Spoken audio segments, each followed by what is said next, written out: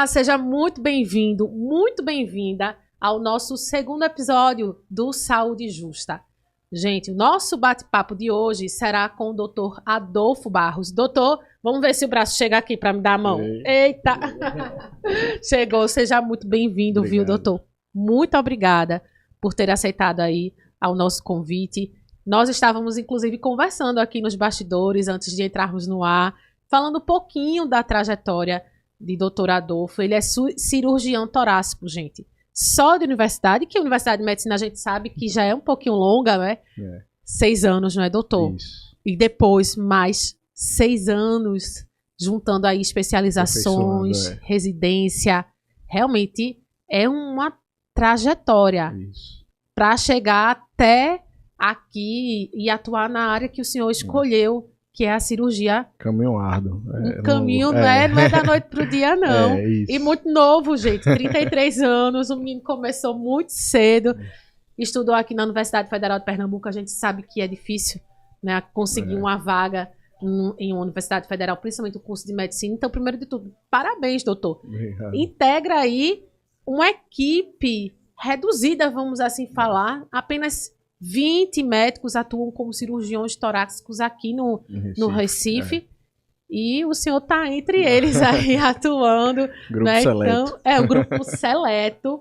E, claro, nosso episódio aqui, como vocês já bem entenderam, vai ser sobre essa seara da cirurgia torácica. Vamos entender em que momento elas são realizadas, né? Quando recorrer a um médico da sua especialidade. Eu fiz uma listinha aqui, viu? Ótimo. Vamos começar com uma dúvida, acho que é a principal. Quais as doenças tratadas por um cirurgião torácico? Certo. Primeiramente, agradecer aqui. É um prazer estar participando aqui com vocês do programa. E é uma honra falar de uma especialidade que é minha vida, né? Que a gente gosta bastante. E esclarecer alguns pontos dela, que é bastante importante para a saúde pública. O cirurgião torácico abrange várias doenças, né? Do tórax, ou seja, daqui do diafragma para cima até via aérea, nós conseguimos abranger e resolver. Vocês fazem intervenção também nessa região aqui da laringe, da faringe, da traqueia, especialmente, e a gente faz intervenção. A gente vai conversar mais sobre isso, mas temos vários modos de intervenção, principalmente no pulmão, né? A gente aborda muito doenças de câncer de pulmão, doenças inflamatórias pulmonares, como pneumonia, aquele líquido que o pessoal chama de líquido pleural, que é pela pneumonia, às vezes por câncer também, doenças que são doenças da pleura. A gente aborda também cirurgias mais estéticas, que são aquelas cirurgias para suor, quando o pessoal tem hiperidrose, que depois a gente pode conversar mais sobre isso. Tem aqueles pectos, que é aquela cirurgia de parede torácica, tumores de parede torácica. Então a gente tem uma gama bastante interessante aí. Uma área de abrangência boa. Bem grande, não é, doutor? Isso. Em relação ao câncer de pulmão, nós estamos agora, já passamos o mês de agosto, mas a gente tem que lembrar, né? Que é um mês dedicado também aos alertas sobre essa doença, ao combate, vamos assim dizer, na forma de prevenção. Então a gente não poderia também deixar de tocar nesse assunto com o senhor, como o senhor bem pontuou aqui, os pulmões, vamos assim dizer, são os carros, é o carro-chefe do cirurgião torácico. E o que é que o senhor mais percebe em relação ao câncer de pulmão? Aumentou a incidência? Ou as pessoas estão mais atentas aos sinais? A gente tem algumas pontuações a fazer sobre a doença? Falar do câncer de pulmão é muito importante, né? Câncer de pulmão é um câncer mais letal, ou seja, é o que mais mata no mundo. É um dos principais, tanto em homem quanto em mulher. Então tem uma relevância grande. Atualmente a gente está começando a entender um pouco mais da doença no modo molecular. Então a gente está conseguindo aumentar a terapêutica, conseguir controlar mais essa doença. Mas a gente ainda, infelizmente, diagnostica ele muito avançado, justamente porque ele começa como um nódulozinho. Né? O nódulo ele não dói. Então a partir do momento que vai crescendo, que ele vai começando a dar sintomas, que pode ser tosse persistente, tosse maior que 3 semanas, dor torácica, tosse com sangue, Falta de ar Falta também, de ar doutor. também. E esse carocinho que o senhor pontuou, qual exame detectaria? Um raio-x, uma ressonância? Isso é bastante importante. Atualmente, o exame que pode detectar, o melhor exame é a tomografia de tórax. E a gente atualmente já tem estudos mostrando que é custo-benefício aprovado, inclusive, que é o rastreio de câncer de pulmão.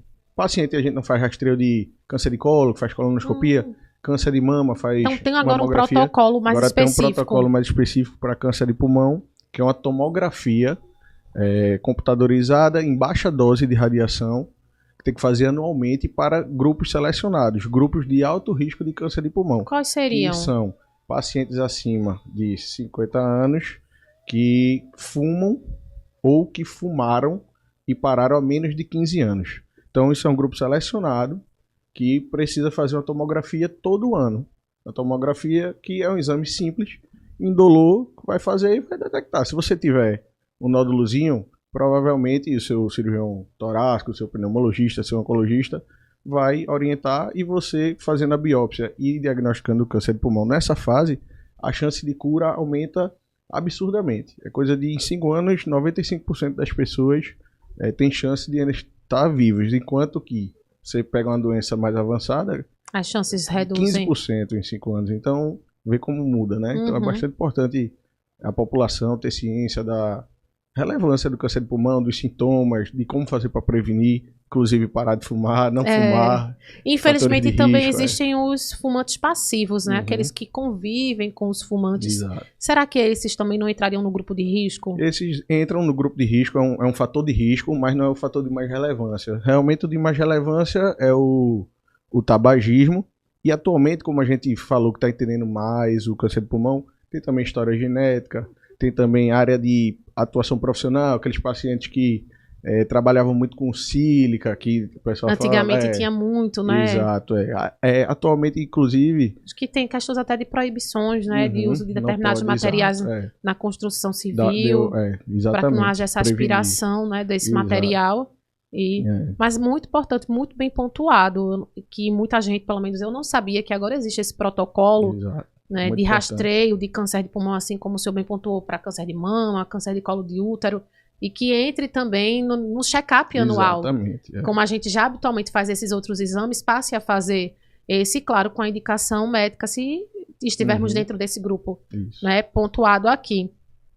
Continuando nas datas comemorativas, vamos assim falar, dentro da medicina, no mês de setembro, agora no dia 25, é celebrado o Dia Mundial do Pulmão. Além do câncer de pulmão, doutor, tem alguma outra questão em relação à saúde desses órgãos que merece também o nosso destaque, o nosso olhar? Com certeza.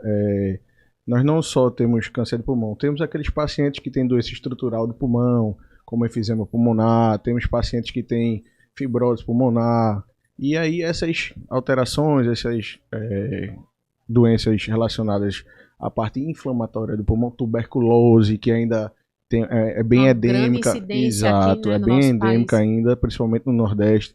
Então, com certeza, essas doenças, elas merecem atenção também. Então, relacionadas ao pulmão, são doenças inflamatórias e neoplásicas que são de câncer. Então, todas essas precisam de uma atenção. A nossa atenção. Exato, exatamente. E a maioria delas é silenciosa ou não? Elas começam, né, insidiosas, poucos sintomas, mas depois, à medida que vão progredindo, assim como o câncer de pulmão, vão aumentando os sintomas. Então a gente tem que sempre prestar atenção. Tosse persistente, maior que 3 semanas, tosse com sangue, são esses mesmos sintomas. Dor torácica, falta de ar, tudo isso, perda de peso, também, secreção, perda de peso. Todos esses sintomas são sintomas de alarme para a gente atentar e investigar alguma possível doença pulmonar. Pode ser que não seja nada. Mas... né? Uma tosse em 3 semanas, você teve uma infecção viral, fica uma tosse persistente. Pode ser que não seja nada, mas é bom investigar porque pode achar alguma coisa, entendeu? Esse exame, por exemplo, da tuberculose, como é feito o diagnóstico? Porque eu me lembro quando criança, faz pouquíssimo tempo, existia o exame que chamava exame do descarro. Continua sendo assim, doutor? Ainda existe. Como é? A tuberculose pulmonar, que ela tem disseminação por vias aéreas, ainda assim é diagnosticada pelo exame do escarro. Inclusive aí entra o cirurgião torácico num papel importante para esse diagnóstico. Quando o paciente não tem escarro, a tosse é seca, A gente tem o exame padrão ouro, que a gente faz uma broncoscopia, a gente também entra, a gente faz endoscopia respiratória. A gente entra com uma câmerazinha como se fosse uma endoscopia, mas pelo nariz. Aéreas, pelo nariz. Isso, a gente vê a via aérea e coleta um lavado lá para tirar e investigar se vai crescer ou não a bactéria da tuberculose. Esse é o exame padrão ouro, inclusive, para diagnóstico. Mas mais difundido, mais fácil é o exame do escarro, sim, e ainda continua sendo feito. Esse exame padrão ouro é fácil de a gente ter acesso a ele? Fácil. Tem no SUS. A cobertura, tanto tem no SUS, tem no privado. Todo serviço que tem cirurgião torácico ou pneumologista, sempre vai ter um endoscopista respiratório que vai estar hábil a fazer esse exame. Entendi. Mas ao perceber esses sintomas, a gente recorre ao cirurgião torácico? Ou o senhor, por exemplo, a minha curiosidade o senhor atua em consultório fazendo um atendimento, em uma consulta eletiva? Porque quando a gente fala em cirurgião, a nossa mente vem o quê? Que aquele profissional vai atuar na sala de cirurgia sempre, pronto para atender qualquer emergência, né? Ou uma cirurgia que já tivesse marcada, mas nunca nos passa na mente que nós vamos nos consultar com o cirurgião, né? Fica esse estigma, né? Pois é, mas acontece essa consulta, não é, doutor? Acontece a consulta. A gente sempre tenta andar o máximo multidisciplinar possível, né? Então, em conjunto, o cirurgião torácico, pneumologista, às vezes oncologista, fisioterapeuta. Então, tudo isso estamos alinhados. Se por acaso, geralmente, o paciente ele entra por um clínico, pneumologista realmente, mas ela vendo a necessidade ou ele vendo, ela pode ir diretamente? Ela vai diretamente na gente e a gente se comunica e a gente também faz consultório, a gente vê pré-operatório, faz o pós-operatório, então a gente está sempre em contato com os médicos clínicos que vão nos auxiliar e nós vamos auxiliá-los para melhor definição e resolução do paciente. E o senhor também tem como fazer esses diagnósticos tem. Dessas doenças, não só lá na ponta atuando, mas nesse meio de campo, vamos assim dizer. E se for, vamos dizer, a gente fez o diagnóstico da tuberculose, parou nosso ponto aí. A gente encaminha para o pneumologista parceiro, para o clínico parceiro infectologista, que aí a gente consegue deixar o paciente na linha de cuidado. Nossa parte foi feita, resolvida. Entendi, doutor. Vamos aqui para mais uma dúvida. Tem muitas, viu? Vamos lá. No campo das cirurgias, elas são muito realizadas hoje com auxílios de robôs. Essa forma robótica é realmente melhor do que a tradicional? Bem, eu sou suspeito para falar. Nós, todos cirurgiões, adoramos. A robótica veio para inovar realmente. Falando da cirurgia torácica em si, a dissecção do robô é muito mais precisa. A gente consegue fazer ressecções maiores que a gente não conseguiria fazer por vídeo, por exemplo.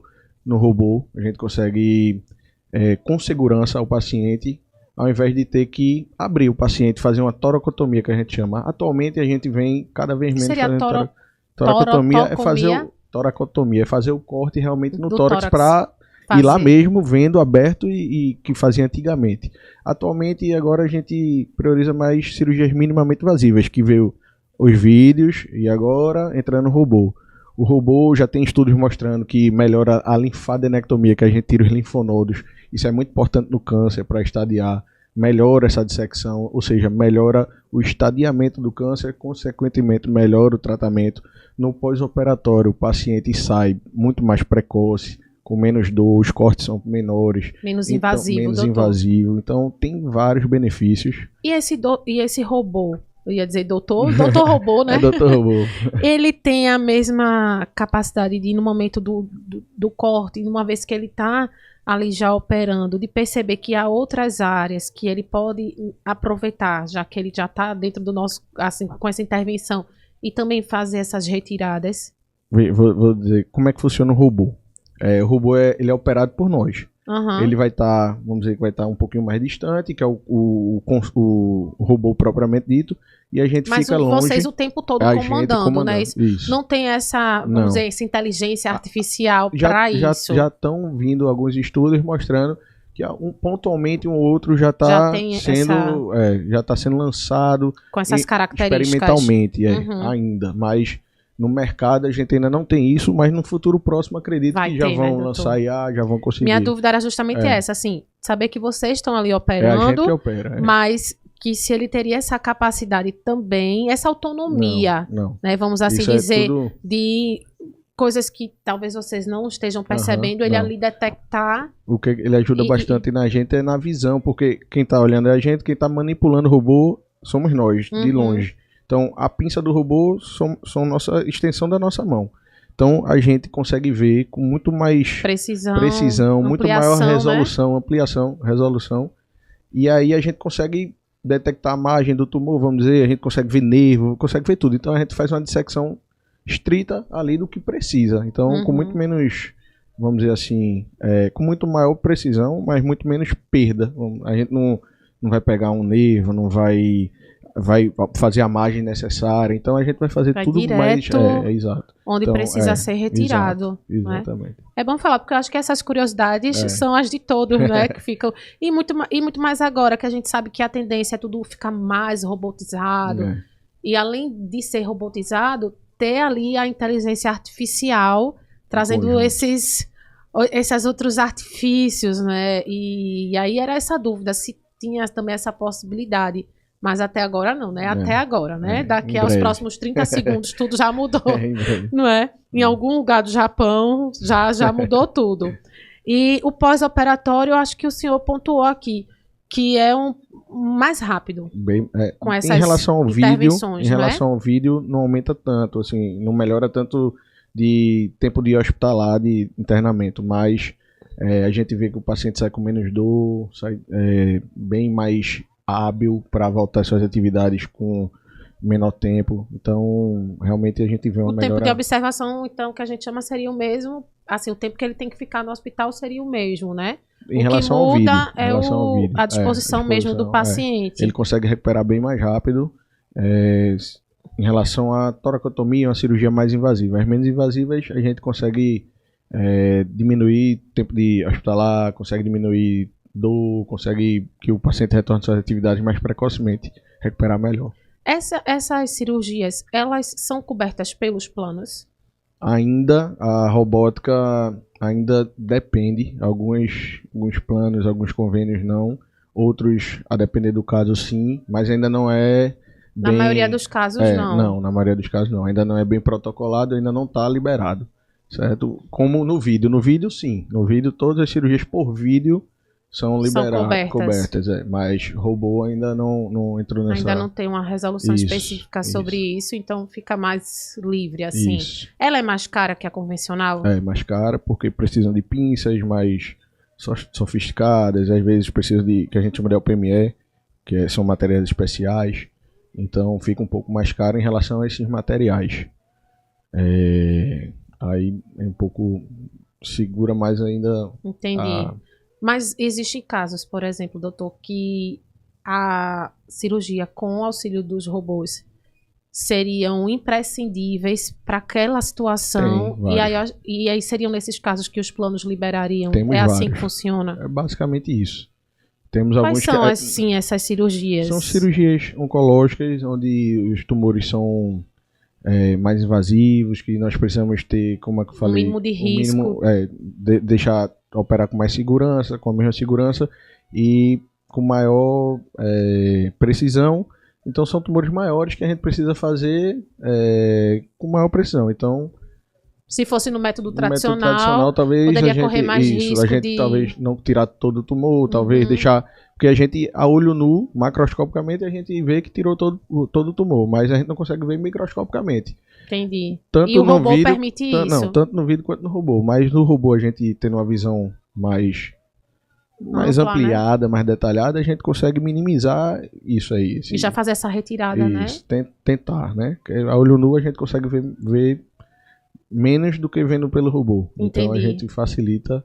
Então esses casos aí mais oncológicos casos são mais os complexos, que assim, geralmente demandam mais essa questão da cirurgia robótica, né, com o auxílio dos robôs. Curiosidades, viu, gente, que vão surgindo, a gente vai aproveitar o doutor para perguntar. Falando do cigarro, falamos agora do combate ao câncer. Não podemos esquecer também que em agosto, no dia 29, é celebrado aí, né? Não é nem uma questão de comemoração, mas traz aí um dia para marcar o combate ao tabagismo. Isso. E a gente sabe das implicações do cigarro, as colaborações também para o câncer, a gente estava falando nesse momento. E existem pesquisas que mostram que o tabagismo estava reduzindo, entre os jovens principalmente, fumavam mais um pessoal de meia idade para cima, né? Mas com a chegada dos cigarros eletrônicos mais conhecidos como vapes, a gente viu isso tudo mudar. Essa volta ao tabagismo, só que agora usando aí os cigarros eletrônicos. Aí eu queria a opinião do senhor. Esses cigarros são mais prejudiciais na prática? O senhor assiste que eles estão trazendo mais impactos do que os cigarros tradicionais? Não estou defendendo os cigarros convencionais, mas assim, para a gente entender esse panorama, trazendo para a atualidade. Sim, ambos têm muitos malefícios, mas a gente vê o vape, né, o cigarro eletrônico, traz um impacto social absurdo, como você falou. Pessoas jovens que não fumariam, não estavam fumando, retornaram ao hábito do tabagismo devido a esses cigarros eletrônicos. Por ser um dispositivo recente, a gente ainda não viu a longo prazo quais são os malefícios que eles trazem, mas a gente já vê a curto e médio prazo vários malefícios, doenças inflamatórias pulmonares. Já vi pacientes que precisaram, com 20 anos, precisaram transplantar pulmão por causa de Sério, doutor? Sério, por causa de doenças inflamatórias. Por conta dos vapes. Isso, por causa de vape. Então, e eu vi que eles têm muito mais substâncias do que o outro cigarro. Além da nicotina, tem várias outras. Essa fabricação do cigarro eletrônico, ela não é regularizada. Então a gente não sabe o que é que está sendo colocado lá. Ali. A gente não sabe o que está sendo inalado. Então, eu acho, minha opinião pessoal, que o vape traz muito mais malefício social do que o cigarro. A gente já entende bem os malefícios do cigarro, que são muitos também. Não estou defendendo, nem eu ojerizo ao cigarro, mas eu acredito que o vape tem um potencial parecido ou talvez até maior, né, do que o cigarro convencional. Eu acredito que no futuro mais em breve, que a gente vai conseguir ver a longo prazo, com certeza vão vir estudos mostrando que aumenta a chance de câncer de pulmão, porque isso a gente já sabe, só não tem como estudar ainda devido a... Exato. Mas efeitos de médio e fora curto prazo... Fora o câncer, como o senhor disse, vários danos ao pulmão a ponto de transplantar. Exato. O câncer uma pessoa jovem, 20 anos, doutor. Isso. Já vimos alguns casos. Casos que comentam, casos que a gente já viu, que já acompanhou. Então, realmente um impacto social aqui horrível. No seu consultório, o senhor já acompanhou ainda alguns? Nesse caso, eu não tive o desprazer de ver, mas pessoas da minha equipe já tiveram. Aproveitando, onde é o seu consultório, né? Vamos aproveitar aqui. Eu trabalho numa equipe com 13 cirurgiões torácicos, chamada CECITOR. Então, em Recife, a gente atua... CECITOR, com SE. SECITOR. A gente atua em todos os hospitais do Recife, basicamente, e nossa sede fica no Thomas Edison, que é um empresarial no Agamenon Magalhães. Quando a gente for finalizar aqui, viu, doutor, deixar o arroba para todo mundo seguir, né, minha gente? Porque com certeza nós não vamos esgotar todas as dúvidas aqui. Sempre fica alguma coisa. Vocês vão lá no direct do doutor, já manda. Às vezes é alguma situação com algum parente. Doutor, meu pai tá passando isso e isso, né? Tem esses sintomas. E como o senhor é da área, pode até dar uma luz, né? Não, teremos o maior prazer. Se for para o senhor, então indicar um colega, isso, né? Então, a gente vai deixar esse canal aberto aqui também, viu, minha gente? Para vocês. Além do câncer, quais outras doenças comuns exigem a intervenção cirúrgica? Nódulos pulmonares, efezemas, isso. Todos eles, doutor? Como eu falei, todo câncer começou com um nódulo, né? Então, a gente geralmente tem um nódulo pulmonar que mudou o aspecto, cresceu, a gente vai intervir. Doenças inflamatórias pulmonares, que é enfisema, às vezes a gente também tem que tirar essa doença para melhorar a respiração do paciente. Tem aquelas doenças da pleura, que a gente chama que é água na pleura, às vezes uma pneumonia que também dá. Em criança, doutor, quais seriam os sinais assim de que a criancinha não tá, alguma coisa tá errada com os pulmões? Geralmente tem uma sazonalidade que a gente vê bastante aqui no Nordeste, que é o período de inverno, né? Onde aumenta bastante a incidência de pneumonia em crianças. Então, pneumonia em criança, dependendo da bactéria, ela necrosa o pulmão. Então a gente chama de pneumonia necrotizante. É mesmo. Então a gente acompanha muito nessa sazonalidade. E é rápida essa evolução da vezes pneumonia para essa necrose? Às vezes sim, às vezes, depende da bactéria, às vezes é mais lenta. É importante a gente falar isso porque criança fica muito doente. Eu tenho 2 filhos, um já tá adolescente e tem outra pequenininha. E assim, gripa com muita facilidade, a todo tempo tá gripadinho, né? Tá com o narizinho escorrendo, enfim. E às vezes acaba, por ser recorrente, a gente, sem querer, vamos assim dizer, negligencia, porque acha que é só mais uma gripe, é só mais uma virose. E eu já vi muitos casos assim, né? Gente próximas a mim, de achar que era nada demais. E quando não, tá persistente, eu vou levar para o hospital. A criança fica internada em estado grave, pneumonia já num estado muito avançado, precisa de antibiótico na veia, enfim, essa complicação toda. Aí, tem algum alerta, assim? São sinais de alarme. Febre alta, persistente, sem motivo, às vezes, não é, doutor? Dias, tosse também persistente, tosse com catarro, falta de ar, ele respirando com mais dificuldade, que a gente chama de tiragem. Aquela respiração curtinha, né? Puxando a costela. Como se fosse asma. Isso.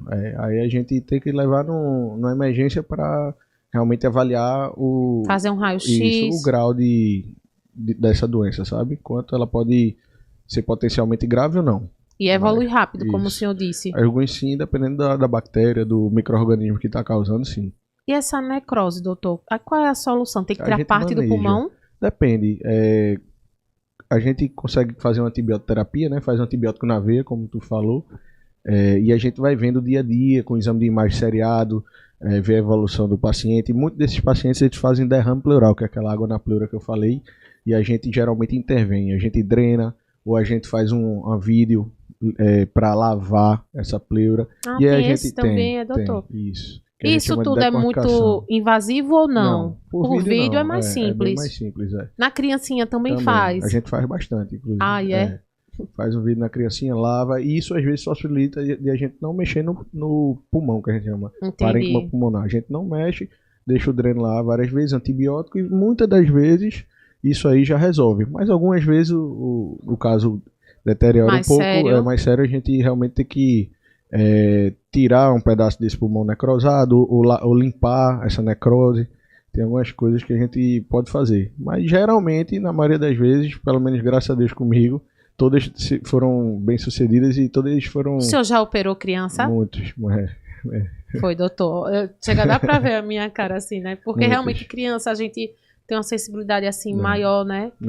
E essas cirurgias são abrindo o tórax? Não, a gente faz por vídeo. A maioria é por vídeo. Se for indicada precocemente, se chamarem a gente já no começo da evolução, a gente consegue manejar de uma forma que não precise uma cirurgia mais invasiva. Geralmente, quando a gente vai lá e vê o paciente, a gente consegue resolver de uma forma mais tranquila.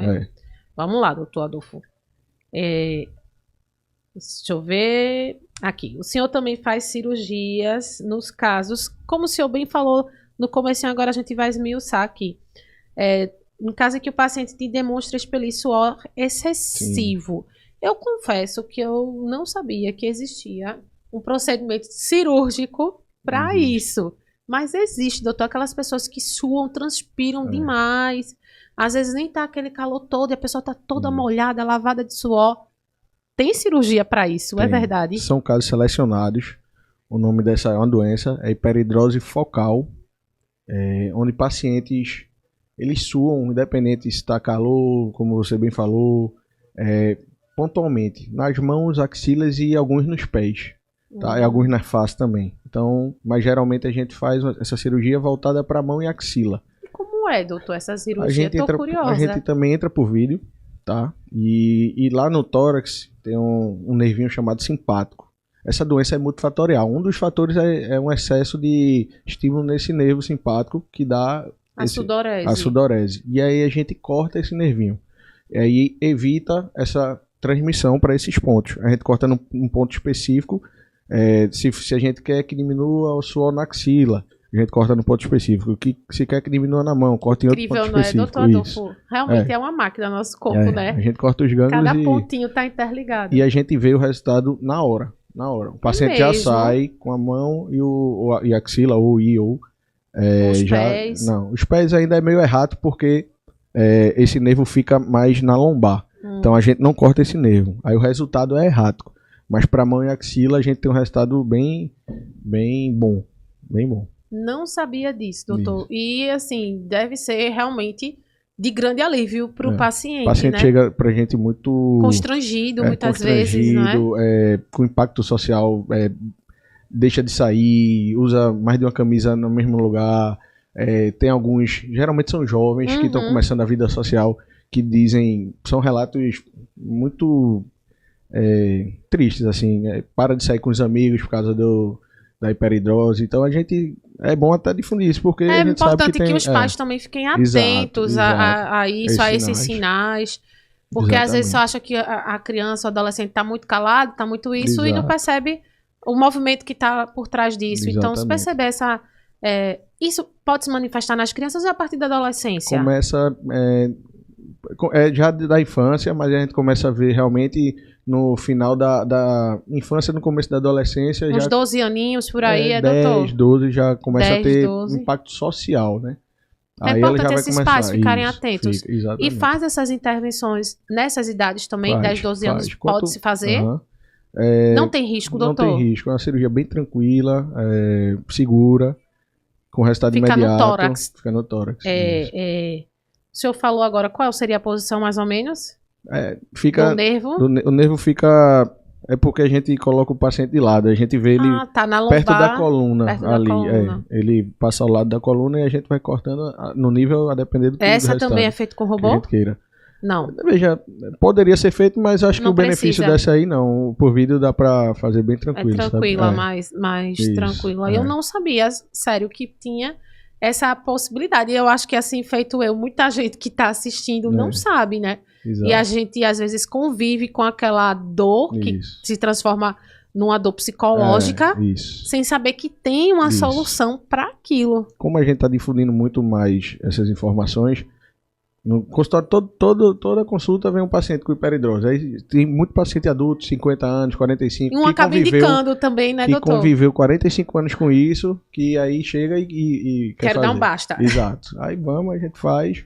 Resultado, o pessoal gosta bastante. É outra vida, outra vida, né? E eu acho que também acaba acontecendo o seguinte, de um indicar para o outro. Né? Olha, você não sabe, mas isso tem solução.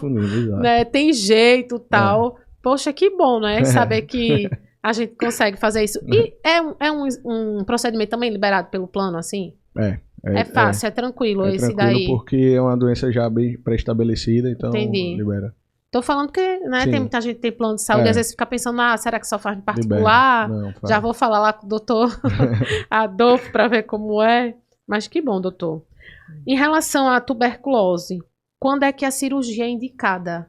Tem casos? Tem casos, geralmente são sequelas, né, da tuberculose. O tratamento da tuberculose é com antibiótico, que toma por longo período, mas quando tem essas sequelas, ou por diagnóstico tardio, ou por... Quais seriam as sequelas, doutor? Sequelas temos várias, mas seriam geralmente cavidades no pulmão, alterações estruturais no pulmão, que pela demora do tratamento, a bactéria vai se instalando, lá vai, vamos dizer assim, comendo o pulmão. Doutor. Isso. Aí faz uma caverna, que a gente chama. Enfim, algumas alterações estruturais que por consequência dessas alterações, o paciente tem infecção respiratória de repetição, começa a tossir sangue, sabe? Escarrar sangue. Então, quando começa a ter esses por conta dessas escavações, por causa dessas sequelas, aí a gente entra de novo com nossa expertise, vamos dizer assim, para ressecar. Isso. Algumas outras sequelas. Como é a intervenção nessas cavernas? Parecido. A gente vai anatomicamente dissecar o pulmão e vai cortar essa aquela parte região. doente. Isso. E aí vai deixar só a parte boa. Algumas outras alterações são por infecções, aí vão alterações secundárias. faz pneumonia, pneumonia de novo, vai fazer derrame pleural, que a gente chama, aí a gente vai ter que lavar, aí a gente volta para aquela seara do infeccioso. Entendi. Algumas outras alterações que a gente vê, bastante importante também, mas um pouco mais raras, são alterações da traqueia, do brônquio. Pela inflamação, ela fecha, que a gente chama de estenose. Então a gente atua também na traqueia e no brônquio, a gente tem que operar para abrir isso aí. A gente ou dilata, ou faz uma traqueoplastia, que a gente corta o pedaço doente e junta o pedaço bom. Então tem várias possibilidades. Agora, quando essa parte doente, vamos assim falar, é maior do que a parte sadia, como é que fica? Tem como tirar 80% de cada um? Antes, como a gente anda muito alinhado, antes a gente vai ver o risco cirúrgico, do ponto de vista pulmonar, do ponto de vista cardíaco, e vai ver se realmente é seguro tirar. Caso não seja seguro, a gente veja que o paciente não aguenta essa retirada do pulmão, porque vai comprometer demais, a saúde respiratória dele, e a gente vai ter que ter alguma alternativa. Mas geralmente esse pulmão já não é funcional, essa parte do pulmão, porque ela está muito alterada. Então não vai mudar muito Entendi. Já não está funcionando na dinâmica bem, respiratória do paciente. Já não está colaborando com nada, vamos assim dizer. Então, se ela já está ali, entre aspas, morta, né? Tirá-la não iria causar impactos. Mas antes a gente tem que ter esse estudo bem preciso da função respiratória, cardíaca, para entrar no modo seguro no paciente. E fazer a com cirurgia segurança. Segura. Tem uma situação, doutor, que é popularmente conhecida como peito escavado. Né? Que seria aquela... Peito de sapateiro. Isso. Como se fosse uma depressão no tórax. E o cirurgião torácico atua nessa questão. Sim. Como é essa cirurgia? Já que é essa deformidade, a curiosidade é como é devolver ao tórax a forma que seria a forma normal dele. Também a gente atua nessas alterações de parede torácica. Também chegam pacientes psicologicamente abatidos na fase da adolescência, justamente pelo mesmo fator que eu falei em relação à hiperidrose, ao suor. E geralmente é muito comum, uma formação de parede torácica mais comum, que é o pectus escavatum, que é o peito de sapateiro que o pessoal chama. Mas também temos o pectus carinatum, que é o peito de pombo. Peito de pombo. Isso, essas duas deformidades a gente consegue corrigir. Quanto mais cedo a pessoa, o paciente chegar no nosso consultório, melhor a gente consegue corrigir, porque a caixa torácica... São de nascença essas deformidades, doutor? Com o crescimento você vai vendo que é uma malformação, e quanto mais você vai crescendo, vai vendo que ela vai se deformando ou para carinato ou para escavato. Entendi. E aí, a hora ideal de se fazer é quanto jovem, no começo da adolescência, 14 anos, porque a caixa torácica ela ainda é muito moldável, tem muita cartilagem. Então Entendi. A gente consegue um resultado mais bom, maleável, isso, né? mais maleável, com um pós-operatório melhor. A gente tem duas formas de operar. Isso mexe nas costelas? Isso, na caixa torácica como um todo. Externo, que é esse osso do meio, com costela. E aí a gente consegue, tem duas formas, a gente pode fazer aberta, que a gente molda de novo as costelas. Mas tem como moldar essas costelas, doutor? Tem. Porque a deformidade é na cartilagem. Quanto mais velho a gente vai ficando, quanto mais velho a gente vai ficando, essa cartilagem vai virando osso, por isso que é mais difícil. Se a gente, o paciente chega numa hora ideal pra gente, a gente consegue tirar essa cartilagem e moldar mais uma vez, da forma que a gente tira essa deformidade. Rapaz, eu fico maravilhada com essas explicações. E tem outra parte que a gente usa com essas possibilidades, não é? Tem várias. E a mais nova é uma técnica de vídeo, que a gente coloca uma barra chamada barra de Nuss, que a gente empurra essa deformidade. É uma cirurgia artesanal, basicamente, que a gente vai ver os pontos de maior deformidade, e a gente vai moldando a barra, e pelo vídeo por dentro a gente coloca ela de forma que, como se fosse um aparelho ortodôntico, ela vai moldar. Depois de 3 anos a gente tira. A gente coloca, ela molda sua caixa torácica, depois de 3 anos a gente tira de uma forma também minimamente invasiva por vídeo. E como é a convivência do paciente com esse molde durante esse tempo? Veja, nos primeiros 45 dias incomoda, porque é algo diferente, ainda está dolorido, está inflamado, mas depois vários... Ficam de boa, vamos assim dizer. Sente, E o material, qual seria? É o material de titânio, que é... Também titânio, né? Titânio, que é inerte, não dá infecção, é tudo bem estudado. E vários chegam sem querer tirar. 3 anos depois a gente Me acostumei. Tem que tirar. Não, doutor, não tire, não, vai ter que tirar porque tem que tirar, mas eles se acostumam tanto que não... Então que bom que mostra que é algo que realmente com o tempo você fica naquela adaptação ali que não vai lhe trazer um desconforto no seu dia a dia. E eu acho que o receio de tirar, doutor, ficar com aquele medo de que volte a deformidade, né? Tipo, eu tô tão bem assim, funcionou tão maravilhosamente, doutor, tire, não. Há esse risco de retornar a deformidade uma vez corrigida. Corrigiu. Porque nos dentes a gente sabe que existe isso. A gente usa aparelho, depois quando volta, tira, não fica tão alinhadinho, volta. A gente tem que sempre estar nessa manutenção. Mas não é assim no tórax. Não, se tirar na época certa, de 3 a 5 anos, que os guidelines orientam, a gente tem um resultado bom e longevo. Que bom, doutor. Olha, tudo muito esclarecedor aqui, minha gente. Espero que vocês tenham amado, porque eu me encantei com as possibilidades que eu ouvi aqui, que são reais e que devolvem qualidade de vida para as pessoas, né?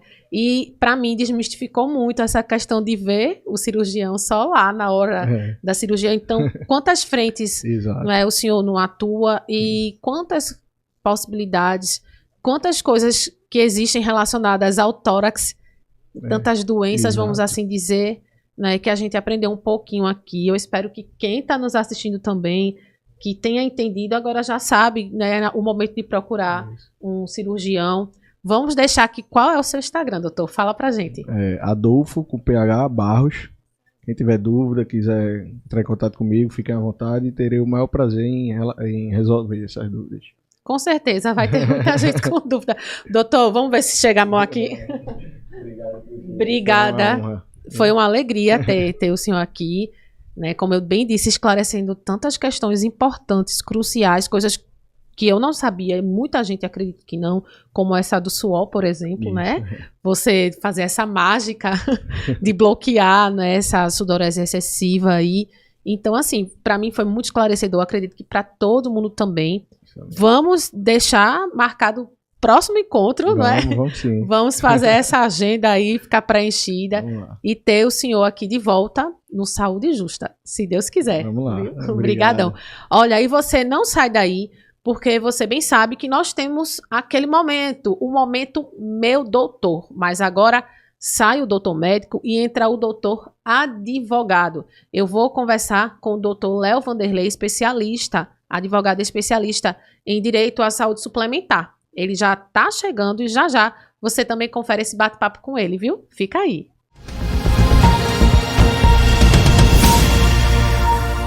Como eu bem disse, agora é aquele momento esperado, o momento meu doutor, gente. E nesse nosso segundo bloco, nessa segunda edição de Saúde Justa, eu estou aqui com o doutor Leonardo Vanderlei, advogado especialista em direito à saúde suplementar, mais de uma década aí, já tem uma né? Olha, vamos ver se chega aqui.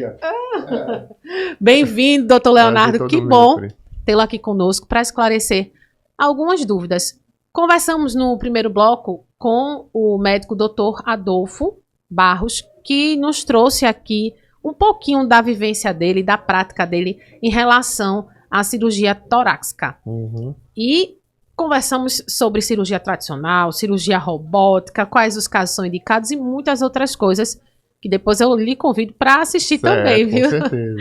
E aí tem algumas dúvidas aqui dos usuários de plano de saúde, que esse nosso momento é para isso, doutor Leonardo, que é em relação, por exemplo, à carência para realizar cirurgias. Então, nesse caso da cirurgia torácica, mas pode se enquadrar a qualquer categoria aí de cirurgia. Existe carência para ser feita uma cirurgia coberta pelo plano de saúde? Sim, Priscila. Primeiramente, um prazer estar aqui com você, tá? Comunicadora brilhante. Existe prazo de carência para diversos tipos de situação, mas o mais comum, para que os usuários tenham ciência, é o prazo de urgência, né? Quando a gente faz um plano e a gente se submete a uma necessidade de um procedimento de urgência, em 24 horas o plano tem que custear aquele procedimento. É um prazo legal institucionalizado para esse tipo de situação. Então, urgência não tem carência, urgência doutor? É 24 horas. Por exemplo, carência virtual. Eu fiz um plano ontem, infelizmente hoje sofri um acidente de carro Passaram de 24 horas, você tem um exemplo muito clássico que acontece, é um apendicite, por exemplo, que a gente está vivendo o dia a dia normal, sentiu, entrou no hospital, precisa operar de apendicite. E aí? Acontece muito do plano negar esse tipo de situação. Porque dizem você que o plano acabou é novo, de fazer. está com prazo de carência, mas em situações de emergência Ele tem que cobrir. horas. Outros procedimentos, em geral, há um prazo de 6 meses, parto a termo 300 dias. Então, assim, a gente tem situações diferentes. Se uma pessoa tem uma doença já prévia, informou isso ao plano na contratação, há a cobertura parcial temporária de 2 anos, mas, em regra, para o dia a dia do cidadão que está saudável, 6 meses ele já pode fazer procedimentos de maior complexidade. Entendi. Às vezes, consultas, coisas menores, o plano autoriza em prazos mais curtos. Varia muito do plano, do tipo da contratação do plano. Mas, Entendeu? em via de regra, depois que você firmar aquele contrato com o plano de saúde, uns 6 meses. Um né? procedimento no geral, não seria seja de imediato, isso. urgência, isso. Como bem geral, o senhor pontuou aqui, se for um caso de urgência, emergência, aí, 24 horas, isso. não há carência. Isso. É comum as operadoras negarem cirurgia robótica por não estarem no rol da ANS. Então, essa questão É comum? Muito comum. Lá na DS Advogado chega muito isso. Bastante. O que é que se faz nesse caso? Qual é a grande questão da cirurgia robótica, né? As operadoras de saúde, muita gente não percebe, mas na prática são entidades privadas. Toda entidade privada ela tem um só objetivo, que é reduzir custo e aumentar lucro. Ponto. E tecnologias como a cirurgia robótica, elas inerentemente trazem um custo maior por ser uma tecnologia importada. A gente sabe a variação do dólar, do câmbio como está. Existe todo um aparato técnico, científico envolvido. Então o custo tende a ser muito maior e para elas, enquanto operadoras, autorizar em larga escala o uso de uma técnica mais cara vai ser absolutamente devastador para os fins que eles têm enquanto operadoras. Só que nem tudo na vida a gente faz o que a gente quer. A gente faz o que a lei permite e manda, né? E nesses casos de cirurgia robótica, há a previsão específica. Que Cada caso está lá especificado. Isso, assim, mas qual é a peculiaridade? Especificado lá, que eu digo, na ANS. Na legislação, isso. Na legislação. legislação. A peculiaridade que você me trouxe muito bem na questão do rol da ANS, que é a motivação da negativa desse tipo de intervenção com o uso da cirurgia robótica. Eles usam essa justificativa tomando por base que a cirurgia robótica não está no rol, e nos últimos anos a gente teve, o judiciário ele tinha uma consolidação do entendimento de que o rol era exemplificativo, que para quem está em casa é importante saber, o rol da ANS é um rol de procedimentos que toda operadora tem que custear, mas existia a defesa dos planos de que só são aqueles que estão ali no rol, existia a razoabilidade da medicina que está sempre se inovando, que ali é o mínimo, tem coisas fora aquilo que precisam ser custeadas a depender do caso. E esse entendimento era bem consolidado até nos idos de 20, 21, que o lobby das operadoras foi muito forte. O Tribunal Superior, que rege questões abaixo da Constituição, que é o Superior Tribunal de Justiça, o lobby foi grande de modo que estava se caminhando para um entendimento de colocar de que é taxativo, é o que está ali e pronto. E aí, o que está fora não tinha custeio. Mas aí a gente teve o que, na minha opinião, foi uma virada de chave muito grande, que foi a entrada do ator e apresentador Marcos Mion, que ele encampou o movimento em prol do direito dos autistas, que seriam fatalmente prejudicados com esse rol taxativo, as terapias dos autistas seriam dilapidadas. Ele entrou, trouxe visibilidade ao caso, com ele a sociedade civil chegou junto, de tal forma que o judiciário ficou em segundo plano e o legislativo fez aquilo que a gente espera dele, que é legislar. E aprovou uma modificação na Lei do Plano de Saúde, através da Lei 14.454 de 2022, que o que foi que ela fez? Num artigo em específico da Lei do Plano de Saúde, que é o artigo 10, ela inseriu um parágrafo 13, onde, em linhas gerais, para não ser muito técnico, para o pessoal que está assistindo, frisou-se que, se não está no rol, mas existe embasamento científico de evidência, tem reconhecimento como a Anvisa, Conitec, Conselho de Saúde, baliza aquele procedimento, ele tem que ser custeado. Então, tudo que não está no rol, mas tem embasamento técnico, como é o caso da cirurgia robótica, que há teria que ser custeado. Tem que ser custeado. Então, se o plano nega por conta disso, essa negativa é evidentemente abusiva e é possível o usuário buscar o Poder Judiciário, há um reconhecimento favorável do Poder Judiciário nesse sentido, para que a cirurgia seja custeada. Entendeu? Entendido. Porque, em última análise, ao plano negar, ele está interferindo na autonomia do profissional médico. Quem tem que dizer a técnica mais eficaz para o tratamento é o profissional médico, jamais a operadora, que realmente, como eu lhe disse, só visa. Se ele está indicando, é porque aquilo ali vai ser melhor para aquele paciente. Exatamente. E no caso, eu, como uma usuária do plano de saúde, tive assim, meu procedimento negado, que é que eu preciso fazer? Eu entro em contato com a ANS, ou entro em contato com o plano, ou eu posso já partir para uma ajuda de um especialista, reúno documentos. Como é que funciona assim esse trâmite? O fundamental nesse tipo de situação, número 1, é a documentação médica. O laudo tem que estar muito descritivo do porquê você precisa daquela cirurgia, porquê do uso do robô, se possível, sua doença, risco de vida, de saúde, o que for. Isso tem que estar, porque esse é o documento base.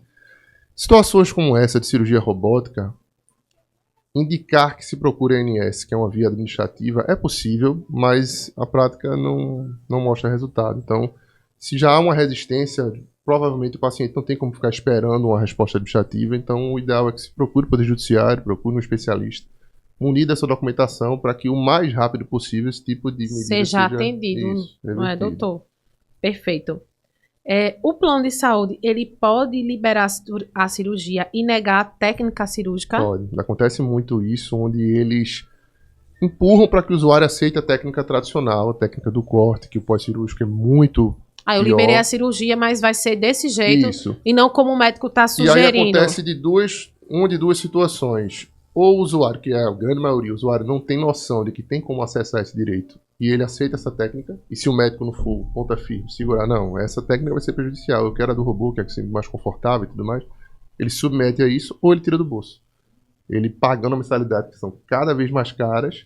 Aí vai pagar pela técnica indicada pelo médico. O plano autoriza o tradicional e ele custeia o robô por fora. Acontece isso, muito, doutor? É muito comum. Por isso que é importante a população, os usuários terem noção do seu direito. Situações como essa, eu sei que na hora do desespero... E você que está com aquela pressa, quer agilizar o seu atendimento, aí você resolve sua cirurgia, e você vai terminar, né? Mas, assim, a esmagadora maioria da população, quando tem plano, que já não são todos que tem, não tem condição de custear uma técnica tão avançada como essa. E se você já paga uma mensalidade cara do plano, que está escalonando ano a ano, que inclusive, quando ela é reajustada, ela leva em conta o que é um contraditório. Ela é reajustada levando em conta inovações médicas. E na hora de uma inovação... não pode usar. Você tem que tirar do bolso. Então, assim, é uma contradição que não se sustenta. Então, acontecendo isso, não aceite. Procure o Poder Judiciário, procure um especialista embasado, que há uma boa chance, a gente em justiça não dá certeza em tudo, né? Mas há uma boa chance de você acessar o procedimento. De conseguir. Agora, doutor, vamos lá. Já estamos chegando para o fim das dúvidas por hoje, viu? O que fazer se o prazo não for cumprido? Se a operadora de plano de saúde não liberar a cirurgia dentro do prazo estabelecido pela ANS? A indicação que aí a gente, nessa situação, a gente vai, embora não tenha havido uma negativa expressa, a gente chama de negativa implícita, né? Porque com a omissão de lhe responder, a operadora está querendo que você desista. Entendi. Ela está negando. Na prática, ela está negando. Então, não há outra situação, outra solução para essa situação. Recorrer ao judiciário. Recorrer ao Poder Judiciário. Em relação, a gente falou da técnica cirúrgica, que ela pode liberar a cirurgia, mas não liberar aquela técnica cirúrgica que o médico solicitou. E acontece também de liberar a cirurgia, mas não liberar aquele material cirúrgico. Muito frequente. Como é que faz, doutor Léo? Novamente, cabe ao profissional... Como é que você vai fazer a cirurgia se o material... Eu gosto muito de usar um exemplo que já aconteceu na prática de um paciente que precisava colocar 3 stents, só foi autorizado 1. Como é que a cirurgia acontece? Como é que você chega para o paciente? Não, então, você vai fazer só com um stent. Não existe. Essa negativa do material inviabiliza o ato cirúrgico. É negar o ato cirúrgico como um todo. Entendi. Então, quando isso ocorre, e há uma obrigatoriedade de todos os materiais ligados ao ato cirúrgico devem ser custeados, a legislação prevê isso, o judiciário entende muito pacificamente isso. Então, acontecendo isso, e as chances de o usuário ganhar essa causa? São muito boas. Como boas. Eu digo, eu nunca digo que é 100%, porque a justiça a gente tem... É muito fluido, mas são muito boas. O direito é muito sólido.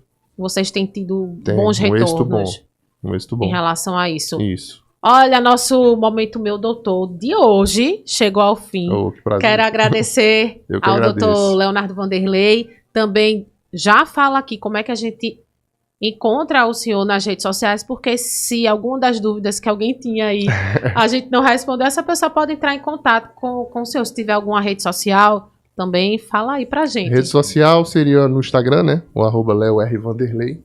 Léo R. Vanderlei. É isso, com W no começo e Y no final.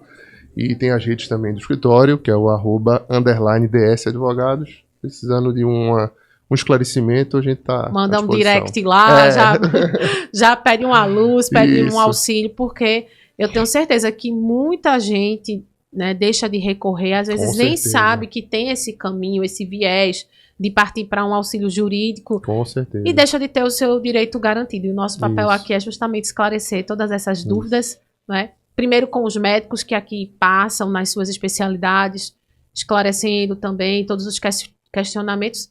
E esse momento é muito importante para que as pessoas em casa entendam o papel, né, do advogado que é especialista em direito à saúde e fazer com que aquela sua necessidade realmente médica seja garantida. Né? Então, afinal, você paga o plano para isso. Para isso, né, doutor? Então é isso, minha gente. Olha, agora vocês já sabem onde encontrar o doutor Léo Vanderlei. Já deu aqui as redes sociais dele. A rede social também da DS Advogados. Vocês acessem lá, tirem todas as dúvidas. Mandem um direct. Muito obrigada por ter nos acompanhado até aqui. E você já sabe, a gente se encontra no próximo episódio do Saúde Justa, esse mais novo canal de informação sobre saúde, direito e inovações médicas, ó. Beijo, minha gente, até a próxima.